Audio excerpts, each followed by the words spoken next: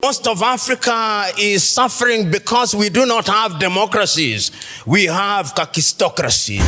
63 years after independence in Nigeria, 66 in Ghana, 61 in Kenya, and many other countries, we still believe that somebody else's currency is what must define us.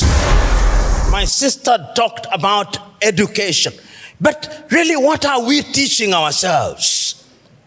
His fella Nicola Pokuti said, "Teacher, don't teach me nonsense." Inspirational and educational videos like this. Subscribe to the YouTube channel so you can get videos like this. We sat down in Abuja and said that we were going to silence the guns in 2013. We did not. And we sat down in 2020 and said we were going to silence them. And now the guns are alive and well.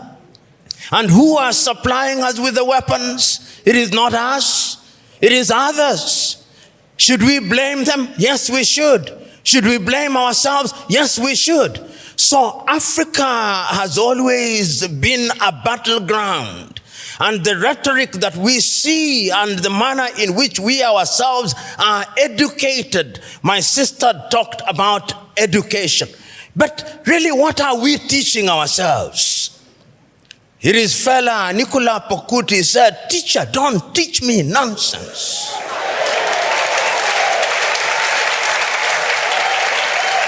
And I'm suggesting to us that most of us, including most of us who are here, we are so very thoroughly miseducated that what we must do is to unlearn the burden that we have in our mind. Those of us who are lawyers, when do we feel happiest? When we cite an English authority to determine a land case in Abeokuta.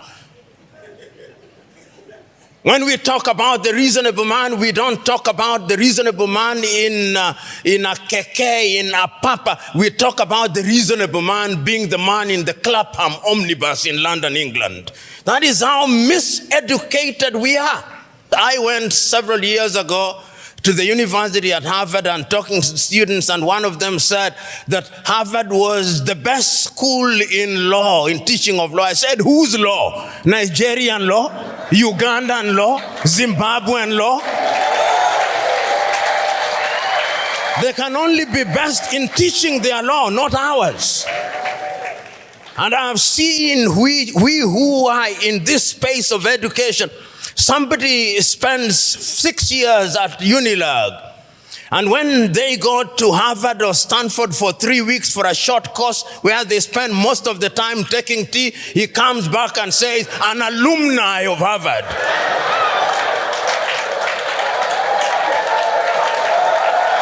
Most of Africa is suffering because we do not have democracies. We have kakistocracies. And kakistocracies are governments by our very worst. This is what we must deal with, and this is what we must say. Who do we elect into our public offices? Because, as I've said before, when you allow hyenas to take care of goats, why should you be surprised when the goats are eaten? And I see it in this part of the world. When we want to look at our economy, we say, what does Moody's say? And Moody is very moody when they come to Africa. Moody's. Can the Department of Economics at Unilag not do that? Can they?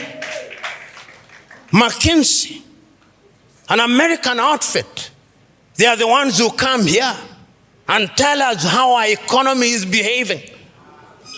When the American dollar as much as sneezes, the naira goes into a coma.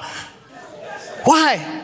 63 years after independence in Nigeria, 66 in Ghana, 61 in Kenya, and many other countries, we still believe that somebody else's currency is what must define us. 63 years after independence, we are still importing chicken as if our chicken forgot how to lay eggs. The time is now for Africa to ask fundamental questions. Because if you ask the wrong questions, you'll get the wrong answers. And I'm suggesting to us that Africa is already asking those questions. You know, in the year 2013, African heads of states and government sat in Addis Ababa, Ethiopia. That was during the chairmanship of South Africa's Nkosazana Dlamini Zuma. And they decided that we can no longer continue to live in this muck and mire. Africa must know progress. And they came up with Africa Agenda 2063. My sister spoke to it so very ably and eloquently and passionately. What we don't say is that during that week, Nkosazana Dlamini Zuma wrote an apology letter to Kwame Nkrumah, telling Kwame, we apologize.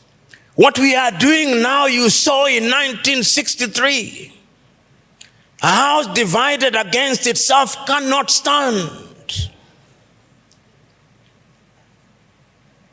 Now we are living through Africa Agenda 2063. We are living through the Sustainable Development Goals. And I'm not a Jewish prophet nor related to one, but I can confirm to you we will not fulfill any one of them. You cannot, in the nature of things, engage the reverse gear and then think you'll reach your destination. You cannot. And that is what most African countries have done. So the time is now, as the cliche goes, when you are in a hole, you stop digging. And Africa must stop digging.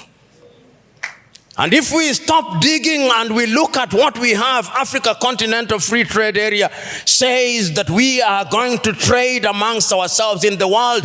Africa trades ourselves at best at 20%. Europe at about 70%, North America possibly 65%, Asia now going to 60%, Latin America going to 55%, Africa 20%. What must we do? We must stop certain things that stand in our way. Conflict. Look at Africa as I speak to you. Look at Sudan. For the last 2 months, there is no economic activity in Sudan. They are destroying what they once built. Even if you wanted to trade, who do you trade with? Generating us at now 2.5 million refugees. I do not hear the voices of African leaders, no. Their silence is eloquent. And when they speak mutedly in sanitized languages, and people are dying. Children who ought to be vaccinated in Sudan are not getting vaccinated. Here in your neighborhood in Cameroon, children have not gone to school for the last many years. Conflict. In northern Mali, the country is divided de facto into two. In the Democratic Republic of Congo, 120 armed groups, yet it is the busiest airspace in the continent of Africa. Minerals are being taken away to Europe and America. Central African Republic, the same. Libya, the same. Several months ago, I wrote to the chair of the African Union and to all African heads of state and said, convene a meeting with only one agenda item. What can we do to save Africa from this slide? Only 4 replied. That is the state of the continent of Africa. We must deal with the basic things. We must solve conflict. We must change our governance. Because if we don't deal with the question of governance, we are going nowhere. Africa has become a continent where after every election there is conflict, because the pursuit of power is a cutthroat competition where throats are actually cut. And that the sooner we resolve that, the safer we will be. Africa can rise and Africa will rise. But it's not going to rise by prayer and fasting. We must pray and fast, but it will not happen. The kitchen where they make manna was closed. Manna will no longer come, because you must now make your manna. And it is our duty, therefore, as Africans, to begin to rethink the younger generation. You know, there is a saying in Chichewa in Malawi that more precious than our children are our children's children. So when we are doing these things, we must remind ourselves that we are doing for this generation and generations yet to be born. When my good sister was speaking, she started in 1969 about the education. We were alive. Then you came to the year 2023 and we are alive. But when you came to the year 2077, knowing as we do that we are not immortal, we shall be assumed into heaven. Some of you who will be alive, you will be old and possibly stupid and not very useful to anybody. This is why we say it is intergenerational. Times without number have talked about Nigeria and reminded Nigerians that the day you become great, that is the day Africa becomes great. When I hear Nigeria economists and politicians telling me that the GDP of Nigeria is 500 billion United States dollars, and that therefore it is the biggest economy in the world, I am reminded of the words of Yoweri Kaguta Museveni, my friend, when he says, in a debate between dwarfs, what is the value of one dwarf saying, I'm taller than the other dwarfs?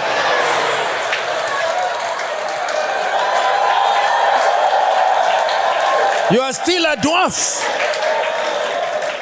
This Nigeria is capable in 5 years of becoming a 3 trillion GDP economy. The fundamentals are there. Talk of human resource.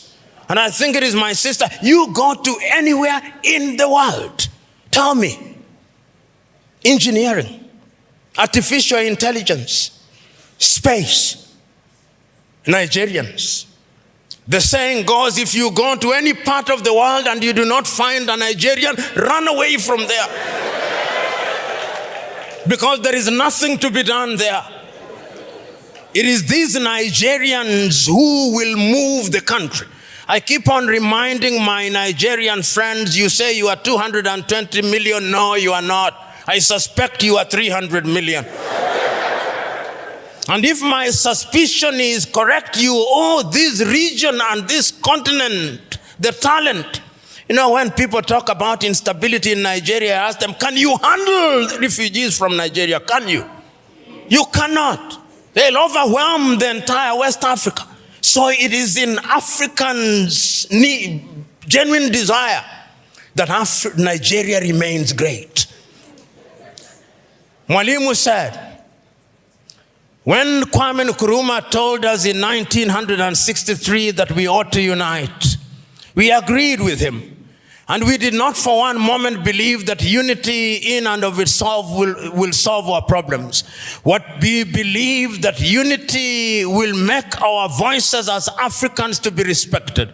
Because the rest of the world is not bothered about our Ghanaianness or our Tanzanianness. He did not say this, but I'm adding, but our Nigerianness or Ugandanness. The rest of the world only knows about Africa. The time is now. Our generation fought the colonialists and brought what we thought was independence, but they gave us the crown without the jewels. But of all the sins that we have committed, there is a single sin that we must never commit. The sin of giving up, the sin of despair. And each one of us must remember that we have a role to play. We have a role to play because if the ocean is to exist, the droplets must be good. If the forest is to exist, the trees must be good. Play your part and let the results be the testimony of your efforts. God bless you. Inspirational and educational videos like this. Subscribe to the YouTube channel so you can get videos like this.